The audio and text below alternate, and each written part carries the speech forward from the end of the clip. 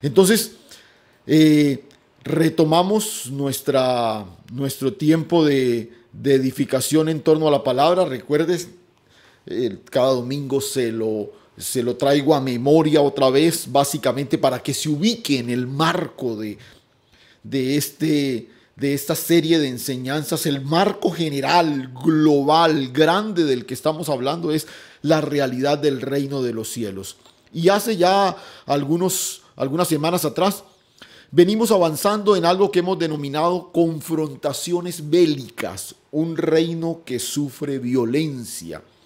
Y lo que estamos tratando de identificar es principios claves, elementales para enfrentar ese conflicto que, si bien es innegable, escuche bien, lo afrontamos desde la victoria, no en busca de ella, desde la victoria. No tenemos una confrontación con las tinieblas tratando de vencerlas. No se le olvide, por favor. Nuestro enemigo ya fue vencido. Hoy su única artimaña es el engaño y su anhelo es desconectarnos del propósito de Dios. Así que no vamos buscando la victoria, sino que avanzamos desde la victoria. Entonces, hemos venido recapitulando algunos conceptos claves que quiero que repasemos rápidamente, solamente a manera de mención, reitero, para que nos ubiquemos y sigamos avanzando. La primera cosa que dijimos, bueno, llevamos que cuatro afirmaciones en torno a esta temática. La primera cosa que dijimos es que el reino tiene su propio ejército. Usted y yo estamos en un reino que tiene el más poderoso de los ejércitos y cuyo comandante en jefe es el Rey de los cielos, el Dios de toda la creación. Entonces, ¿qué más seguros que eso? La segunda afirmación, a manera de desafío, es que necesitamos declararle la guerra a cualquier otro referente de autoridad. No podemos aceptar ningún referente distinto al del rey al que estamos sometidos y a su gloriosa palabra. Entonces, tenga ahí eso en mente. La tercera cosa que vimos es que las huestes enemigas se ven muy poderosas.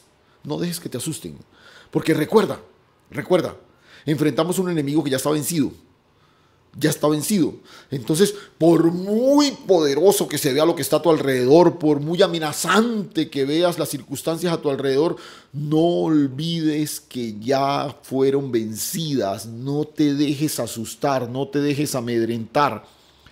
Y lo último que habíamos visto es que no son nuestras osadas, nuestras piadosas acciones las que manifiestan la victoria. Porque otra vez, la victoria no la alcanzamos, la manifestamos, porque ya no fue dada. Entonces el desafío no es alcanzar la victoria, sino manifestarla. Entonces no son nuestras acciones osadas, piadosas, arriesgadas, las que manifiestan la victoria, sino nuestra obediencia. Nuestra obediencia. Y en esa línea, pues definimos también algo que fue claro, fundamental, y es que básicamente, ¿qué es la obediencia? La obediencia es una vida controlada por la palabra. La obediencia es una vida controlada. La obediencia no es lo que tú crees que está bien o lo que yo creo que es conveniente, lo que a mí me parece que es conveniente. No. La obediencia es una vida controlada por la palabra. Y en ese sentido, pues vimos varias cosas de la situación de nuestro personaje, Saúl, el primer monarca de Israel. Recuerda, él desconoce la instrucción divina, es desechado, pero ojo, y vuelvo a reiterar esto. No fue en sí su obediencia lo que lo privó de permanecer en el trono, ¿sí? Fue el hecho su desobediencia. Fue el hecho de que, a pesar de su desobediencia, le dio la espalda a la gracia de Dios. Entonces, en esa línea nosotros apreciamos que el gran problema de Saúl frente al desafío de la obediencia, reitero, no fue que en un momento de su vida desobedeció. Todos lo hacemos. Todos lo hacemos. El asunto es que él nunca reconoció y se lanzó a la gracia de Dios para ser restaurado. Entonces, vimos el domingo pasado que hay un camino de obediencia que Saúl menospreció.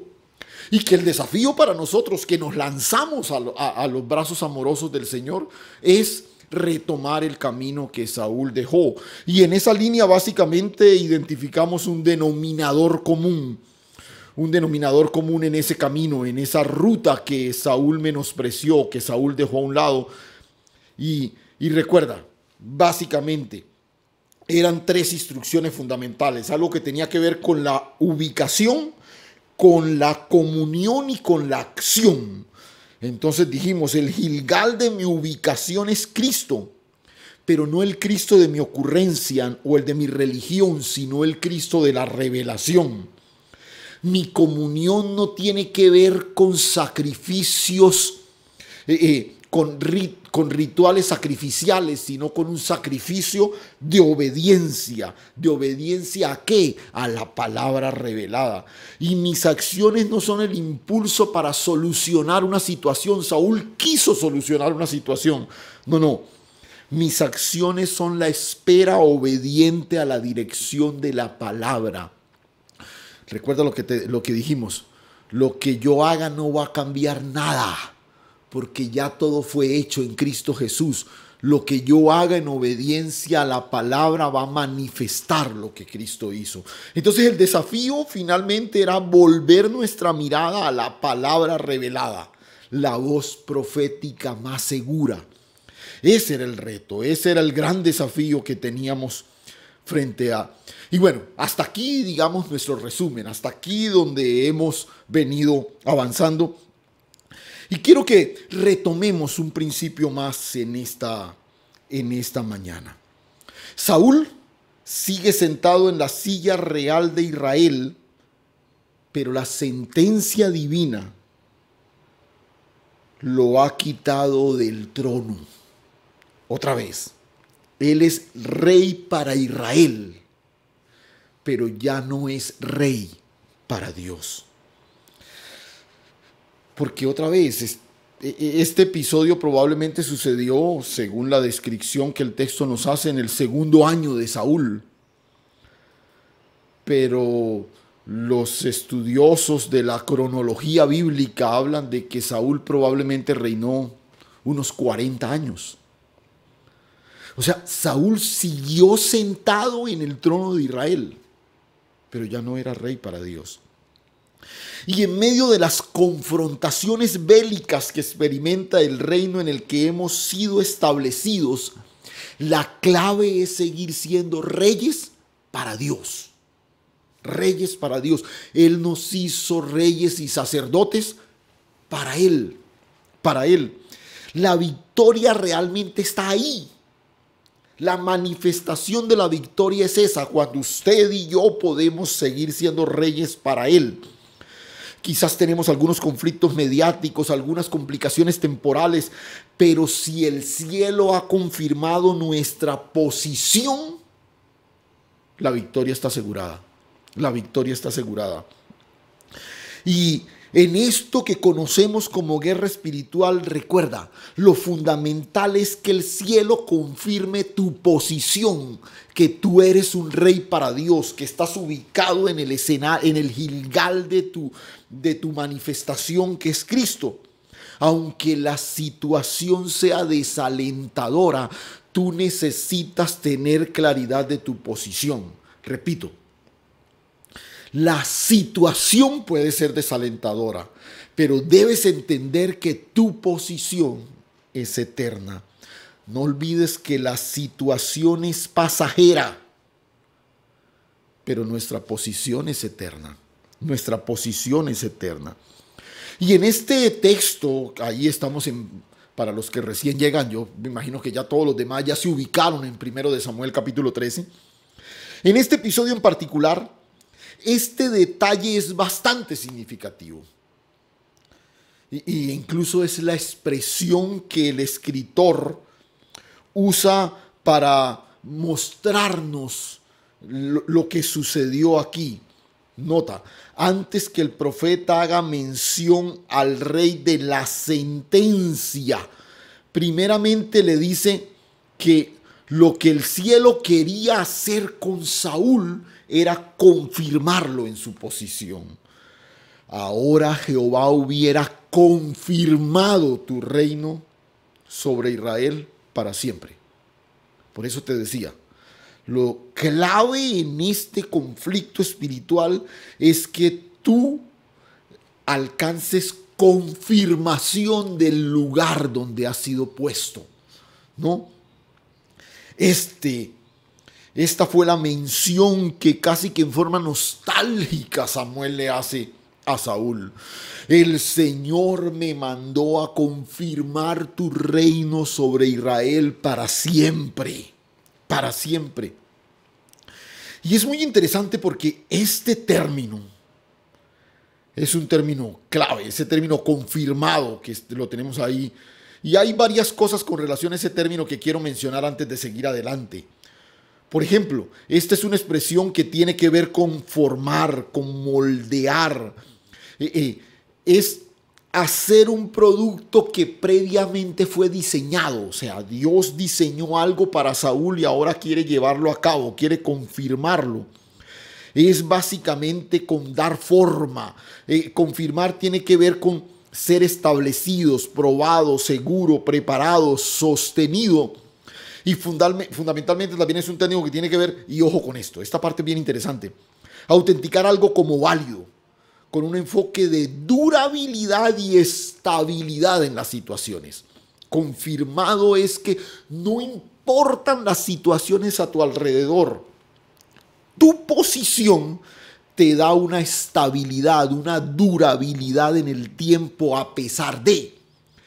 Y por eso te decía, esta es de alguna manera la nostalgia que uno ve frente a Saúl, porque casi que uno podría decir que Samuel vino a eso. Samuel fue enviado a eso, a confirmar la posición de Saúl, pero lastimosamente este hombre le dio la espalda a la gracia de Dios. Este hombre frenó en seco el envión de la gracia de Dios que quería alcanzarlo en medio de esa situación que estaba viviendo. Pero de aquí precisamente nace nuestra afirmación para esta mañana, la que queremos sumar, que vendría siendo la quinta afirmación que quiero dejar en tu corazón con relación a esto de las confrontaciones bélicas. Y mira, escucha esto, la victoria, ojo con esto, la victoria es algo que se confirma primero en el corazón. Tú vas a manifestar la victoria que te fue dada cuando sientes que ha sido confirmada en tu corazón. La asignación real es confirmada a quien tiene un corazón inclinado hacia el rey. Repito, la asignación real es confirmada a quien tiene un corazón inclinado hacia el rey. Y quiero que vayamos ahí al texto, el capítulo 13, vamos a mirar a partir del verso 13. A partir del verso 13. Acompáñame por favor en la lectura. Dice, entonces Samuel dijo a Saúl, recuerda, ya el tipo la embarró y todo lo demás, locamente has hecho. No guardaste el mandamiento de Jehová tu Dios que él te había ordenado. Ahora pues Jehová hubiera confirmado tu reino sobre Israel para siempre. Mas ahora tu reino no será duradero. Jehová se ha buscado un varón conforme a su corazón, al cual Jehová ha designado para que sea príncipe sobre su pueblo, por cuanto tú no has guardado lo que Jehová te mandó.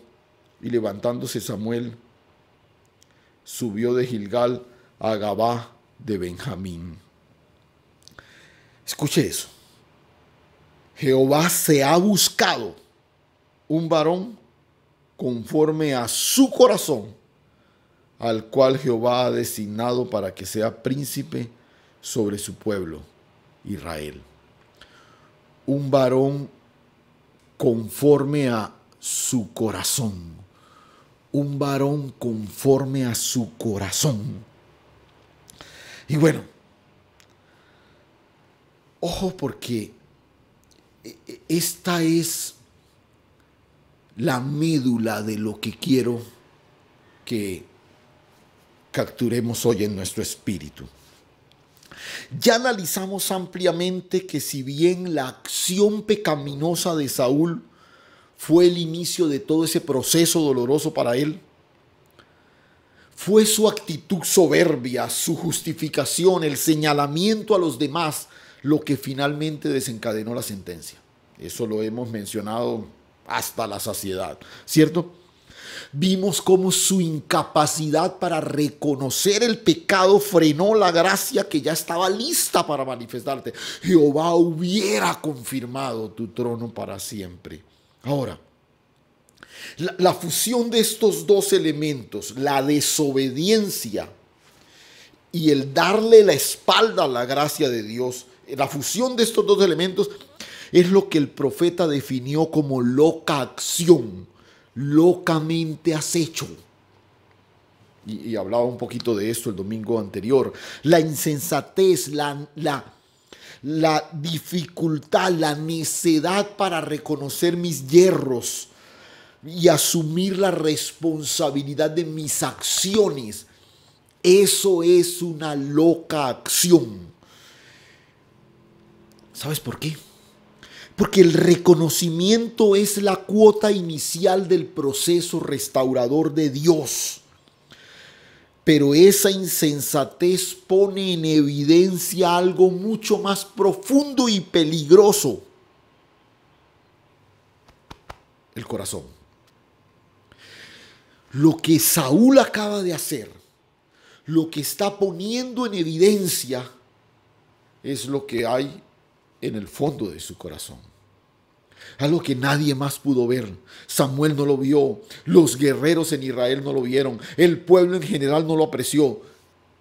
Pero esto es claro a los lentes de Dios. Saúl está evidenciando hacia dónde se inclina su corazón. Y de alguna forma esto es lo que genera, digámoslo así, la transición que a partir de ese momento Dios comienza a hacer. Aunque vuelvo y digo, duró casi 38 años. Pero escucha, la temporalidad de su reinado fue un asunto de corazón.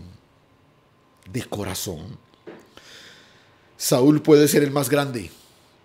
Saúl puede ser el más fuerte, el más valiente, el comandante más estratégico que haya en Israel, pero hay un requisito sine qua non que solo el cielo reconoce. Solo el cielo reconoce. Y apreciémoslo ahí una vez más en el texto. Ahora tu reino no será duradero. Jehová se ha buscado un varón. ¿Cómo? ¿Cómo es ese varón? ¿Más fuerte que Saúl? ¿Más estratégico? ¿Más hábil? ¿Un mejor guerrero? No, no, no. Un varón conforme a su corazón. ¿Al corazón de quién? Al corazón de Dios. Porque Él es el que ha buscado un varón conforme a su corazón. Y escúchame. Esto tiene que ver con una motivación interior que está conectada directamente con el Creador, con el dador de la vida. Una condición que no es apreciable a simple vista. Otra vez, Samuel vivía fascinado con Saúl. Samuel se paró frente al pueblo y dijo: ¿acaso habían visto a alguien como este? Este tipo es fuera de serie. Pero había algo que al ojo de Samuel era inapreciable.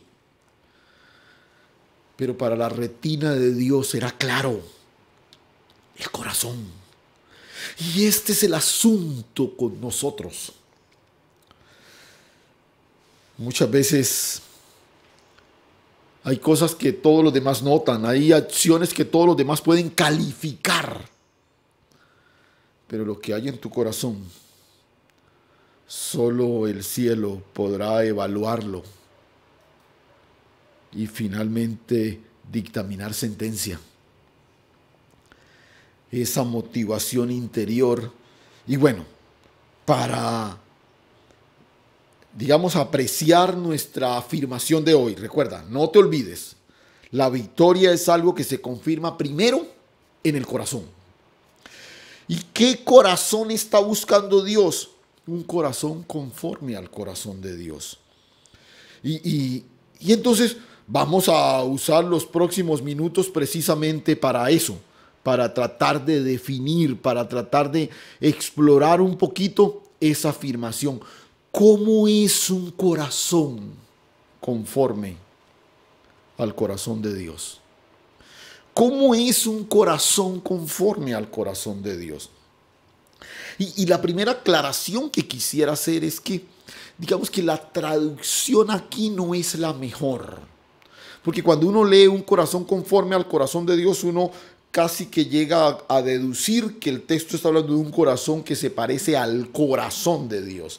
Y te vas a dar cuenta en medio de la explicación, espero, que la idea no es finalmente esa. No puedo hacer mi corazón como el de Dios, pero es un corazón que se inclina a lo que hay en el corazón de Dios. Es más por ahí, bueno, hay algunas cosas en la etimología de la palabra, tanto en el griego como en el hebreo, tanto en el hebreo como en el griego. Pero bueno, no nos vamos a meter en ese asunto ahora. Pero mira, este es una expresión que se usa mucho, pero que no tenemos mucha claridad. Y qué bueno sería tener en la Escritura un capítulo que nos definiera esta expresión a la manera como Primera de Corintios 13 define el amor, o como Proverbios 31 define a la mujer virtuosa, ¿cierto? ¿Cómo nos ayudaría a tener un capítulo cuyo encabezado fuera, por ejemplo, estas son las características que identifican un corazón conforme al de Dios? Y entonces siguiera el resto del discurso. Pero después vamos a pensar que aun si tuviéramos un capítulo así en la Escritura, eso nos ayudaría por asunto pedagógico, por asunto de estudio, pero no más de ahí. Porque escúchame, que haya una descripción tan directa, tan amplia, tan específica sobre el amor, no ha hecho que seamos personas más amorosas, o que amemos como Dios lo hace.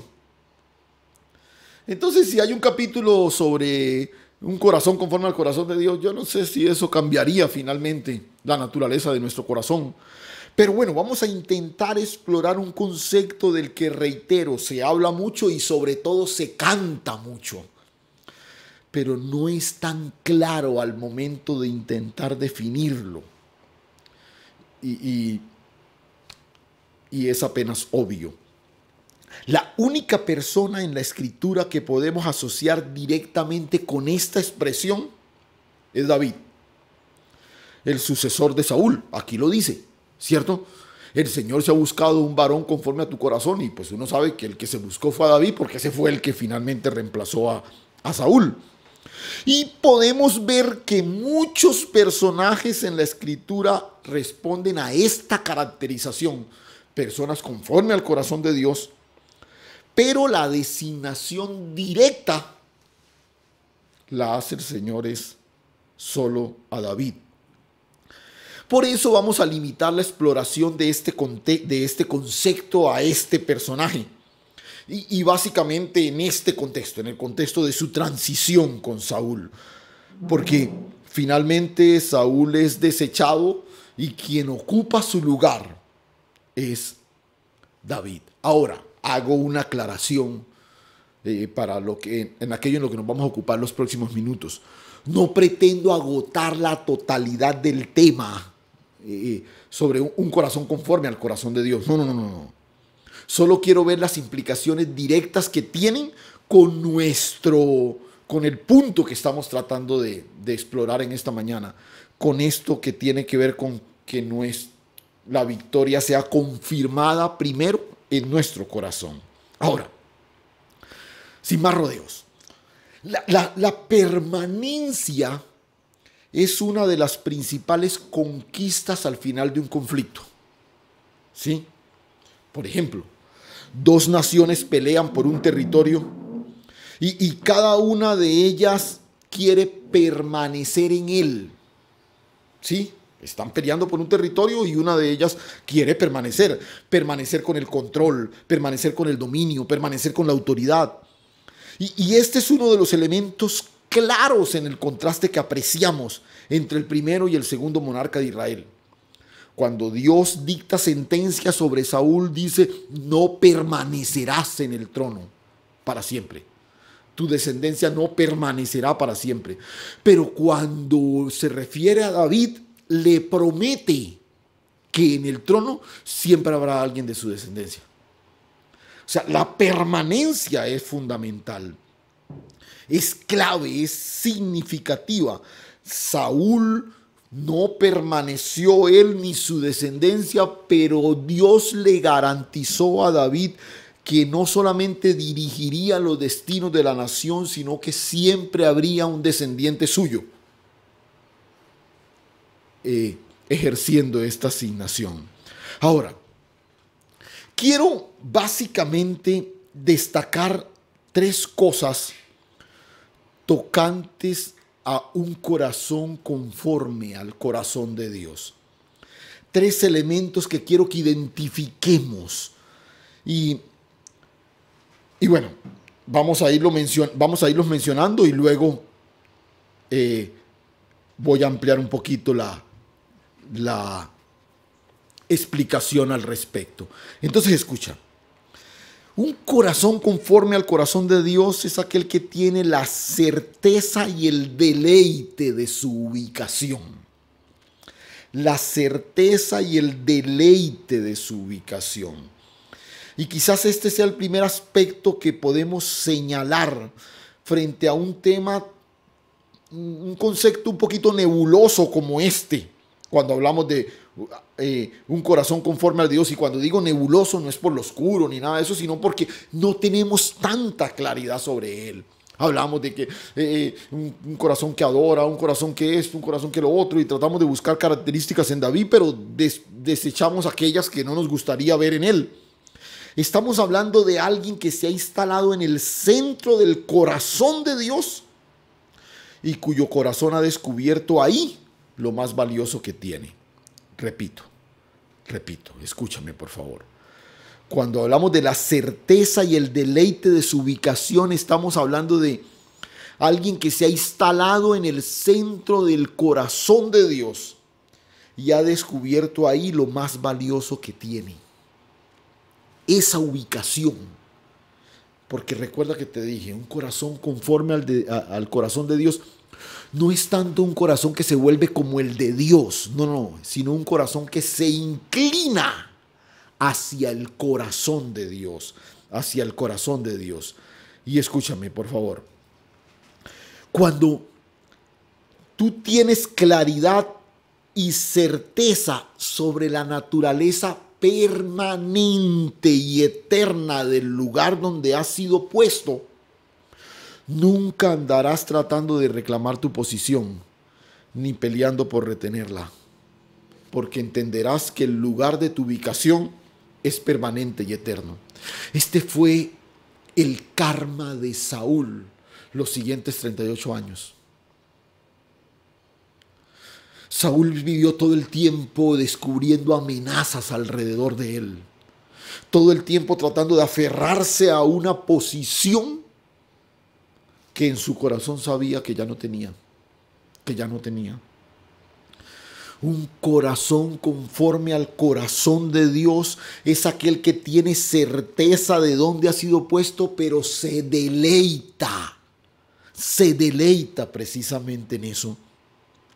Recuerda que te dije anteriormente que en esto que llamamos guerra espiritual El asunto no consiste en derrotar al enemigo, porque él ya está derrotado. Se trata de mantenernos firmes en lo que somos y establecidos en el escenario en el que hemos sido puestos.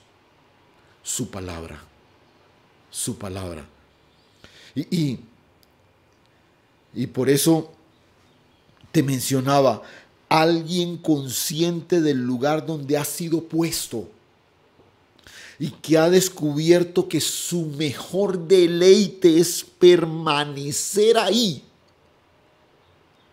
nunca estará peleando, arrebatando. Es que esta es mi posición y de aquí nadie me saca. Es que esto es mío y nadie me lo quita. No, no, no, no. Porque tú entiendes que nada es más grandioso y placentero que descansar en los brazos de aquel que te ubicó en él para el cumplimiento de su propósito eterno. Por eso uno puede ver que en la inspiración de muchos de sus salmos, David desnuda lo que hay en su corazón, porque mejor es un día en tus atrios que 1000 fuera de ellos. Escogería estar en la puerta de la casa de Dios que habitar en moradas de maldad. Habitar en palacios, así sea en la puerta de la casa de Dios. Este hombre lo tenía claro. Y mira qué interesante. David solo se sentó en el trono más o menos unos 20 años después de que fue ungido. Pero desde el instante mismo en que el aceite fue vertido sobre su cabeza, la Escritura dice que el Espíritu Santo comenzó a manifestarse en él. Su corazón permanecía inclinado al corazón del rey. Aunque su humanidad todavía no había hecho contacto con la silla del trono de Israel, David seguía apasionado por su rey.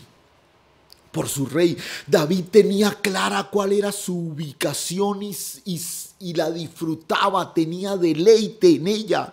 Y él entendía que su ubicación iba más allá del trono real de Israel. Él estaba en el centro del corazón de Dios. Saúl y David, ambos fueron escogidos por Dios. Porque esta es otra falacia por ahí que que es que a David lo escogió Dios y a Saúl lo escogió el pueblo. No. Saúl y David, ambos fueron escogidos por Dios. Solo que Saúl prefirió ser rey de Israel, mientras que David prefirió ser rey para Dios. Esa es la diferencia. El corazón de David entendió la ubicación en la que fue puesto y la hizo el más grande de sus deleites. Repito, a los dos los escogió Dios. A Saúl lo escogió Dios. A David lo escogió Dios. Pero Saúl prefirió ser rey de Israel. Peleó por eso, luchó por eso, defendió eso. David prefirió ser rey para Dios. Tú escoges hacia dónde se inclina tu corazón. Y quizás es con base en esto, o mejor, a partir de aquí, que vemos la segunda característica de esto que estamos tratando de explorar. Entonces, lo primero tiene que ver con la ubicación, ¿no? ¿Dónde se ubica tu corazón? ¿Hacia dónde se inclina tu corazón? Pero lo segundo tiene que ver con las motivaciones que hay en tu corazón. Las motivaciones que hay en tu corazón. Y escúchame, un corazón conforme al corazón de Dios es un corazón motivado por el Rey, no por sus dones. Un corazón cuyo mayor tesoro es el favor del Rey. Repito, un corazón motivado por el Rey, no por sus dones, no por sus regalos, no por sus bendiciones. Sería bueno hacernos el análisis. ¿Qué es lo que nos cautiva de Dios? ¿Es Dios? ¿O son las bendiciones, los favores, los dones de Dios? Y en esto había una diferencia abismal entre el corazón de estos dos hombres. Mira, para Saúl, el reconocimiento del pueblo, la supremacía sobre sus enemigos y el privilegio que le daba el poder fueron las cosas que él quiso conservar durante todo su reinado. Ojo, otra vez. El reconocimiento del pueblo, la supremacía sobre los enemigos y los privilegios del poder. Esas tres cosas fueron su gran preocupación. Y mira, él se sintió rey cuando el pueblo prácticamente lo aclamó después de su victoria sobre los amonitas defendiendo a Jabes. En el enfrentamiento con su archienemigo, los filisteos, este hombre estuvo dispuesto a dar a su hija como trofeo de guerra si alguien le garantizaba la victoria sobre esa nación. ¿Recuerdas el episodio con Goliat? Dio a su hija como trofeo. El que se enfrente a este tipo le doy a mi hija. ¿Por qué? Porque él anhelaba la supremacía sobre sus enemigos. Y usó su autoridad, los privilegios de ser rey, para perseguir a quien en su mente se convirtió en su principal rival, David. Y digo en su mente porque David nunca lo concibió de esa manera. Y es triste cuando este humilde campesino benjamita, Saúl, se encontró con estas cosas. Estas cosas, estas tres que acabamos de mencionar, se convirtieron en su más valioso tesoro. Por eso su corazón se inclinó todo el tiempo a retenerlas. Por eso la instrucción divina nunca estuvo entre sus prioridades. Para Saúl nunca fue prioritario obedecer a Dios. Para Saúl fue prioritario estas tres cosas que te mencioné: el reconocimiento del pueblo, la supremacía sobre sus enemigos y el deleite del poder. Ni el reconocimiento ni la búsqueda del perdón le interesaron. Por eso él no reconoció su pecado. Por eso él nunca buscó el perdón. Porque él tenía tres cosas en mente que fueron su más grande tesoro. Y otra vez, sin entrar en detalles, quiero que observemos fugazmente el contraste de estos aspectos con David, su sucesor. En varios momentos de su vida, David fue empujado al trono por sus seguidores. Siendo joven, incluso llegó a ser la inspiración del cántico de las mujeres, pero aún así David jamás se apresuró a tomar lo que no se le había entregado. David nunca interpretó las victorias como una estrella más en su uniforme real. No. Siempre las definió como la manifestación poderosa del brazo de Dios. Desde aquella primera épica proeza, cuando frente a ese gigante filisteo le gritó desafiante: Jehová te ha entregado hoy en mis manos, yo te venceré, te cortaré la cabeza y daré el cuerpo de los filisteos a las aves de los cielos y a las bestias de la tierra, y toda la tierra sabrá que hay Dios en Israel. Y nota lo que dice: y sabrá toda la congregación que Jehová nos salva con espada y lanza, porque de Jehová es la batalla. David lo tuvo claro. Mientras que para Saúl, las batallas eran su más grande. O sea, estaba dispuesta a dar hasta su hija para no perder una batalla. Para David era claro que las batallas eran del Señor. Eran del Señor. Porque de Jehová es la batalla y Él los entregará en mis manos. David siempre vio la derrota de sus enemigos como la manifestación natural del poder de Dios, no como un logro personal. No lo olvides. La derrota del enemigo siempre es la manifestación natural de su poder, no nuestros propios logros. Para David, el reino Nunca fue algo que debía defenderse como posesión personal. Cuando vino arrepentido delante de Dios porque había pecado, a él nunca le importó si por razón de ese pecado lo iban a remover del reino. Eso nunca le importó. Su única preocupación era que no fuese echado de la presencia de Dios y no perder el gozo de la salvación. Qué diferente. Qué diferente. Y nota, ni siquiera son acciones, son motivaciones del centro del corazón. El Señor Jesús lo explicaría mucho mejor en el Sermón del Monte, en una de esas frases profundas que él solía pronunciar, uno de esos aforismos que una vez uno los escucha quedan tatuados en el alma para nunca borrarse, cuando dijo: porque donde esté vuestro tesoro, allí estará vuestro corazón. Donde esté vuestro tesoro, ahí estará vuestro corazón. Cuando hablamos del corazón, escúchame por favor, si algo es clave, son las motivaciones. Porque las acciones, los demás las pueden ver. Las motivaciones, solo el cielo las descubre. Tus acciones pueden gritar muchas cosas, pero son tus motivaciones las que finalmente el Señor evalúa. Pero quiero que miremos un tercer aspecto en esto que estamos tratando de explorar.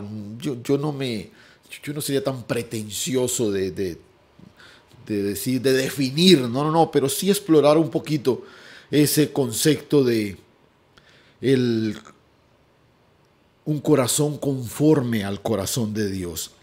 Y un tercer aspecto es algo que he denominado un corazón que preserva la naturaleza de su depósito. Un corazón que preserva la naturaleza de su depósito. Dicho de otra forma, un corazón que retiene, guarda la palabra del Rey. Y ese Rey con mayúscula. Un corazón que retiene, que guarda la palabra del Rey. Y mira, en este tercer aspecto podemos apreciar una característica que es vital y que tiene que ver con lo que guardas, con lo que retienes. Y esta es una cosa que está muy asociada al corazón en la Escritura. Sobre toda cosa guardada, guarda el corazón, lo que se retiene en el corazón, lo que se atesora en el corazón. El corazón es la expresión que la Escritura usa para mencionar el archivo de aquello que preservamos para nosotros.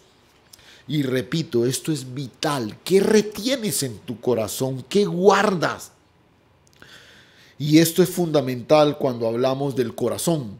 Incluso uno lo puede apreciar ahí en el texto que estamos explorando. Nota por favor ahí en el versículo 14. Ahora pues, tu reino no será duradero, la sentencia de Dios para Saúl. Jehová se ha buscado un varón conforme a su corazón, el cual Jehová ha designado para que sea príncipe sobre su pueblo. ¿Por qué? ¿Por qué, Saúl? Porque tú no has guardado. Y otra vez, aquí el texto nos está regalando una característica clara, fácilmente identificable. El Señor se está buscando a alguien conforme a su corazón, porque el corazón del que está ahí no ha guardado lo que Jehová le mandó. Por eso te decía, es un corazón que preserva la naturaleza de su depósito, que guarda, que retiene la palabra del Rey, ¿no? Tú no has guardado lo que Jehová te mandó. Y esto es claro en esa decisión de Dios de remover a Saúl y poner a David. En medio de la crisis que vivió en Gilgal, Saúl no pudo regresar a lo que Dios le mandó. Nota, él está en Gilgal, tiene una instrucción de parte de Dios, pero cuando vio la situación, la gente se le iba, los filisteos ya estaban encima, tomó una decisión, pero no una decisión conforme a la instrucción. Él nunca pudo regresar a la instrucción. ¿Por qué? Porque nunca la guardó. Porque no la había guardado, no la había atesorado. Él escuchó la instrucción de Samuel, pero no la atesoró. ¿Te suena familiar? Están hablando de alguien que yo conozco. Escuchamos, pero no atesoramos. Sobre toda cosa guardada, guarda tu corazón. Pero ¿cómo guardamos algo que es engañoso y perverso? Sencillo. Llénalo de la palabra. Llénalo de la instrucción divina. Permite que tu corazón sea atiborrado de toda la instrucción del cielo, ese que es por naturaleza engañoso y perverso. Desaloja la perversidad que hay en él, llenándolo de la sabiduría que viene de él.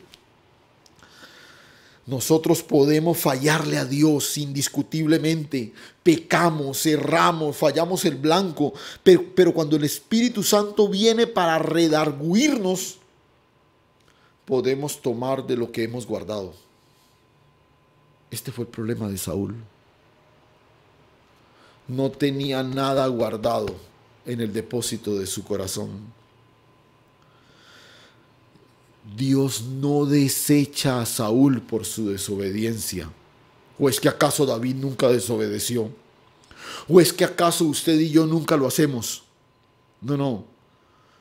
Dios desecha a Saúl porque no guardó, porque no atesoró la palabra que le había dado. ¿Cómo lo sabe Dios? Porque Dios no mira lo que los hombres miran. Los hombres miran lo que está delante de sus ojos, pero Dios mira el corazón. Tú te puedes ver muy piadoso por fuera, pero el cielo sabe lo que tienes por dentro.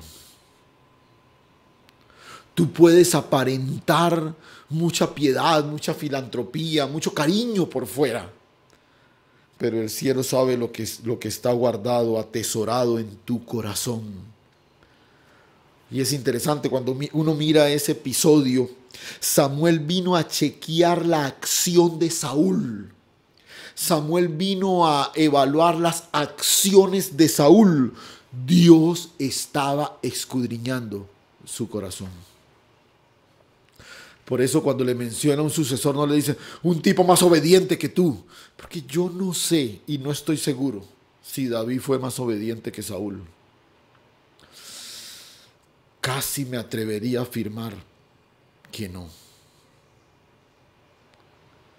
¿Dónde estuvo la diferencia? En el depósito. En aquello hacia lo que el corazón se inclinó. Saúl no se inclina al reconocimiento, no se inclina al perdón, porque tú no puedes echar mano de lo que no has atesorado. Por eso es que en medio de presiones se te salen esos hijos de no sé qué. Se te salen expresiones yo no sé qué. Porque no te puede salir lo que no has atesorado. Y es que yo no sé por qué reacciono así en momentos de presión. Sencillo. Porque no hay algo que esté atesorado de lo cual puedas echar mano en medio de esas situaciones. Mira el contraste. Una situación similar. Aquí Saúl es confrontado por un pecado y no reconoce. Se cierra, recrimina, se justifica. David, un episodio que todos conocemos, no lo vamos a leer, pero si usted quiere después hacerlo. David es confrontado por el profeta Natán, ¿recuerdas? Él ha consumado el terrible pecado con Urías Eteo. Primero le cogió la mujer y luego lo mandó matar. El profeta llega donde David y le cuenta la historia de un tipo que, teniendo muchas ovejas, tuvo un visitante y quiso hacerle un guisado de oveja y le cogió la del vecino que tenía una sola. Él tenía muchas y cogió la del vecino y la guisó para atender a su invitado. Y David ya está sentado en el trono. Ese rey que tiene corazón de pastor, porque fue pastor siendo joven, se enfurece. El tipo escucha la historia del profeta y se enfurece. Levanta la voz y dice: ese tipo debe morir, pero ya. Y el profeta, sin más rodeos, lo mira y lo señala y le dice: ese tipo eres tú.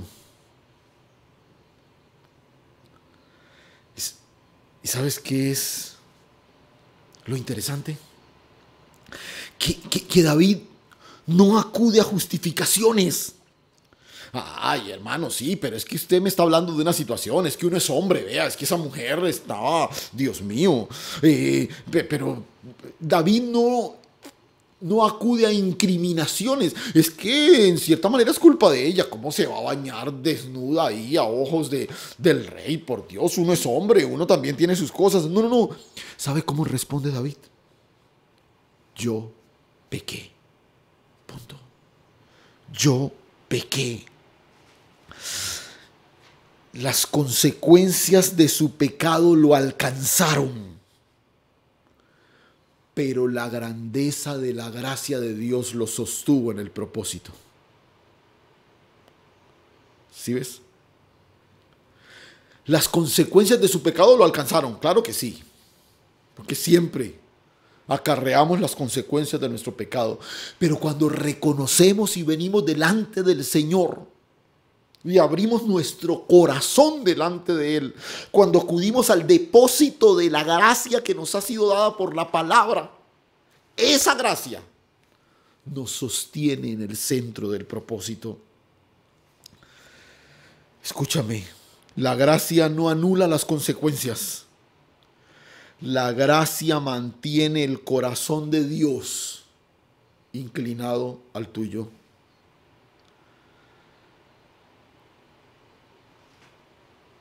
La gracia solo se identifica desde la ventana de nuestra propia culpa.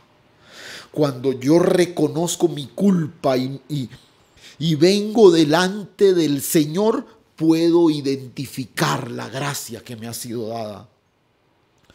Cuando puedo reconocer en lo que he guardado que mi acción pecaminosa ofendió primeramente a Dios. Cuando David dijo: yo he pecado, su reconocimiento apuntó al cielo. A él no le importaba el trono en ese momento. A él le importaba que le falló a Dios. Y este detalle, este guardar, aquí es fundamental, porque de alguna forma esto se constituye o se constituyó mejor para David en un ejercicio permanente de su vida. Un hombre que guardó la palabra y promovió, y hay un registro de la pluma de David en la escritura que deberíamos leerlo con más frecuencia, pues no en una sola sentada, porque es el más largo de los capítulos de la escritura. Solo te cito un par de versículos de ese precioso salmo, el 119. Bienaventurados los perfectos de camino, los que andan en la ley de Jehová. Bienaventurados los que guardan sus testimonios y con todo el corazón le buscan. A la altura del verso 4 luego dice: Tú encargaste que sean guardados tus mandamientos. Ojalá fuesen ordenados mis caminos para guardar tus estatutos. A la altura del verso 8 dice, tus estatutos guardaré. Es el famoso versículo 9 de este Salmo 119. ¿Con qué limpiará el joven su camino? ¿Con qué? Con guardar tu palabra. Con guardar tu palabra. Me regocijaré en tus estatutos, no me olvidaré de tus palabras. El problema con Saúl es que nunca recordó la instrucción divina, porque nunca la guardó.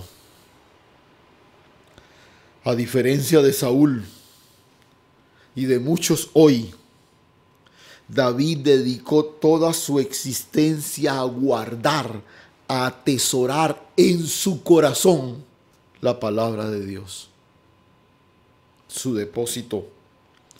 Saúl llenó su corazón con rencores, con fantasmas, con complots imaginarios, y nunca dejó espacio en su corazón para lo que debía ser guardado. En una ocasión incluso quiso acabar con los gabaonitas, cuando Israel tenía un pacto con ellos de preservar sus vidas. Había una instrucción concreta, pero como Saúl nunca guardó las instrucciones de Dios, nunca pudo responder a ellas. Por eso la insistencia de Dios a Josué, cuando le advierte que no sea parte de la instrucción divina, él añade, nunca se apartará de tu boca este libro de la ley. Y él añade, para que guardes y hagas conforme a todo lo que en él está escrito, porque entonces harás prosperar tu camino y todo te saldrá bien. Escúchame. Nunca podrás actuar para rectificación de tu pecado si no atesoras la instrucción que el cielo te ha dado. Por eso nuestra ruta siempre es la justificación, la incriminación. ¿Qué estás atesorando? ¿Qué estás guardando en tu corazón? A mí me sorprende a veces la prodigiosa memoria que algunos tienen para archivar rencores.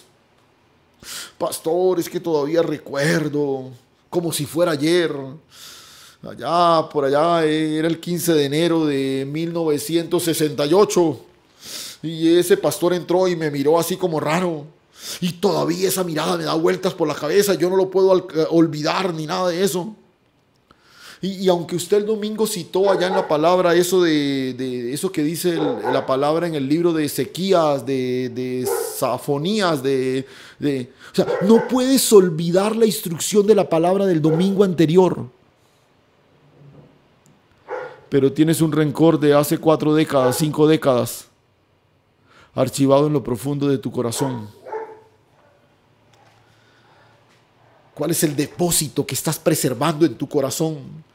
Guardamos en los archivos de nuestro corazón aquellas experiencias hirientes que alguien me dijo, aquel fracaso que viví, aquella frustración que experimenté, el dolor de esa quiebra económica, aquella persona que me defraudó, el trauma de una separación, y le robamos espacio a lo que verdaderamente debe ser guardado. Por eso cuando estás en medio de la crisis, lo primero que viene a tu mente es aquel fracaso que tuviste y no la grandeza del Dios que te habita.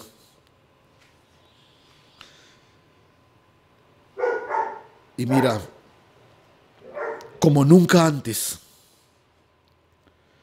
hoy la iglesia está expuesta a la palabra desde muchos lugares, desde muchas tribunas, desde muchos púlpitos. Hoy podríamos decir desde muchas direcciones IP, desde muchas transmisiones. Pero irónicamente tenemos una iglesia guiada por tendencias temporales, no por la centralidad de la palabra. Y voy a atreverme a decir algo que con todo el temor de ser malinterpretado. Pero escuchamos predicaciones por todos lados ahora con esto de que no podemos ir a un auditorio. Y yo digo, ¿a qué horas tú procesas todo lo que escuchas? Deja de escuchar tantas predicaciones y comienza a meditar en las que escuchas. Comienza a meditar, a atesorar, a guardar. Colócate bajo una cobertura de edificación y medita en la palabra que recibes. Por eso yo te he insistido. Tú estás ahí sentado seguramente con la mejor disposición del mundo, pero es muy difícil capturar todo esto en una sola sentada, en una sola escuchada. Por eso yo te he insistido, vuélvelo a escuchar, repásalo, vuelve a tomar tus notas, compártelo con otros, pero procesa la palabra que recibes hasta que se convierta en parte del depósito que retienes. Guarda en tu corazón aquello que Dios tiene para ti. Este es un corazón conforme al corazón de Dios. Ese es un corazón conforme al corazón de Dios. Y recordemos esas tres cosas que hemos mencionado. Un corazón conforme al corazón de Dios es un corazón que tiene clara su ubicación y se deleita en ella. Un corazón que tiene clara su ubicación y puede deleitarse en ella. Un corazón que tiene clara su motivación. Un corazón que vive motivado por el Rey, no por sus dones, por sus regalos. Es inevitable pensar en Esther. A diferencia de todas las demás candidatas, Esther se enamoró del rey, no del palacio. Y un corazón conforme al corazón de Dios es un corazón que preserva su depósito, la prioridad de su depósito.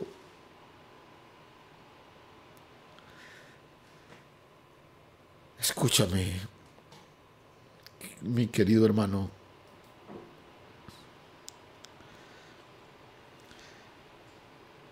En esto de manifestar la victoria, el corazón es fundamental. Porque como dijimos en el encabezado de esta afirmación, la victoria es algo que se confirma primero en el corazón. La victoria es algo que se confirma primero en el corazón. Dios está buscando un corazón que se inclina hacia el suyo. O sea, un corazón que se deleita en el corazón de Dios, un corazón que está motivado por alegrar el corazón de Dios y un corazón que preserva el depósito que viene de Dios. Porque, mira, vuelvo y insisto, en esto de la guerra espiritual, no desconocemos la existencia del enemigo. Pero la victoria no está ahí, él ya está derrotado. El asunto es lo que se libra al interior de nuestro corazón. Y Santiago lo expresó de una manera muy clara. Y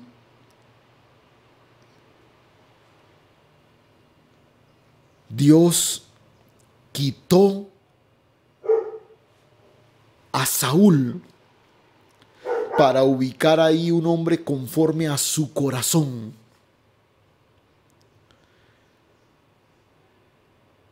Dios está buscando hombres y mujeres que se inclinen hacia su corazón para confirmar en ellos su asignación real.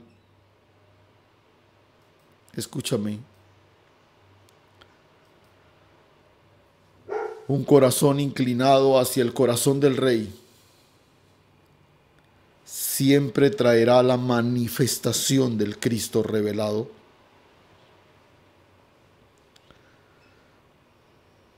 Siempre traerá la manifestación del Cristo revelado. Mira,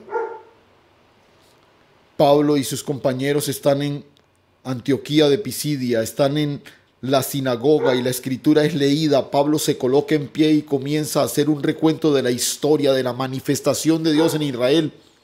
Y les menciona que Dios desecha a Saúl y coloca en su lugar a David. Quitado refiriéndose a Saúl, les levantó un rey, a David, de quien también dio testimonio diciendo: he hallado a David, hijo de Isaí, varón conforme al corazón de Dios, quien hará todo lo que yo quiero. Un corazón inclinado al corazón de Dios es el que hace lo que Dios quiere porque es parte de su depósito. Pero escucha esto: y de la descendencia de y conforme a la promesa, Dios levantó a Jesús por Salvador a Israel. Dios levantó a Jesús por Salvador a Israel.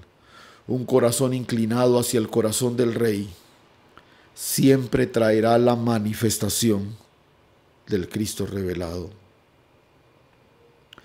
¿Quién dio testimonio de David? Dios. Qué especial que el testimonio de tu corazón sea expresado por el mismo Dios. Y cuando nuestro corazón se inclina al de Dios, necesariamente nuestra vida será la manifestación de la vida de Cristo. Padre, gracias, Señor. Gracias. Gracias por recordarnos en esta mañana el escenario donde se dan las guerras, los conflictos. ¿De dónde vienen las guerras, los pleitos entre vosotros? No son de las pasiones que combaten en vuestros miembros. Es ahí en el corazón donde es afirmada la victoria para ser manifestada a través de nuestras vidas. Padre, hoy presentamos nuestro corazón delante de ti para que seas tú quien explore lo que hay al interior de él. Muchos de nosotros hemos atesorado en nuestro corazón por años rencores. Hemos atesorado en nuestro corazón tantas cosas que han privado o han quitado espacio al depósito que debe ir al interior de nuestro corazón. Pero hoy, Señor, queremos suplicarte de todo corazón, desde lo profundo de nuestro corazón, Señor, que tú nos permitas reconocer tu gracia, ser abrazados por ella y ser establecidos en aquello que tú tienes para nosotros, Señor.